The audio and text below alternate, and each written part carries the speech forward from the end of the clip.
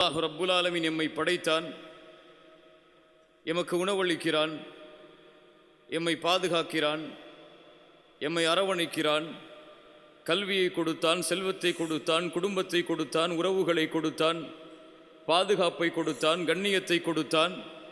இவையெல்லாம் வீணா? அஃபஹஸிபுதும் அன்னமா ஹலக்னாகும் அபஸா, உங்களை அல்லாஹ் வீணாக படைத்து விட்டான், நோக்கமில்லாமல் படைத்து விட்டான், குறிக்கோள் இல்லாமல் படைத்து விட்டான் என்று எண்ணிக்கொண்டிருக்கிறீர்களா? வ அன்னக்கும் இலைனா லா துர்ஜஊன், நீங்கள் என்னிடத்திலே மீண்டும் கொண்டு வரப்பட மாட்டீர்களா என்று குர்ஆன் கேட்கிறது. உங்களை இறைவன் ஒரு நோக்கத்தோடு படைத்திருக்கிறான். வாழ்ந்து உண்டு கழித்து மரணிப்பதற்கு அல்ல இந்த வாழ்க்கை. இப்போது ஒரு கல்லூரியிலே படிப்பீர்கள். இன்னும் 2 வருடத்தில் 4 வருடத்தில் ஒரு நிறுவனத்தில் வேலை செய்வீர்கள்.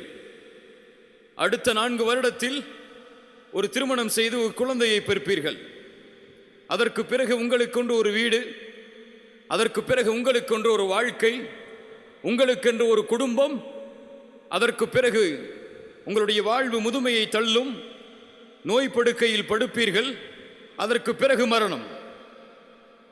இப்படி ஒரு வாழ்வை வாழ்வதற்கா அல்லாஹ் எம்மை படைத்தான்? இப்படி ஒரு வாழ்வை வாழ்வதற்கா அல்லாஹ் எம்மை லா இலாஹ இல்லல்லாஹ் என்ற கலிமாவோடு அல்லாஹ் ரப்புல் ஆலமீன் பிறக்கக்கூடிய வாய்ப்பை கொடுத்தான்? கால்நடைகள் வாழ்கிறது நோக்கம் இல்லாமல், குறிக்கோள் இல்லாமல், லட்சியம் இல்லாமல். அல்லாஹ் சொல்கிறான், யத்தமத்தஊன் வ யஅகுலூன் கமா தஅகுலுல் அன்ஆம், உண்ணுகிறார்கள், சுகம் அனுபவிக்கிறார்கள் கால்நடைகளைப் போல. பல்ஹும் அதல், மேலும் சொல்கிறான் அதைவிடவும் கீழான நிலையில்.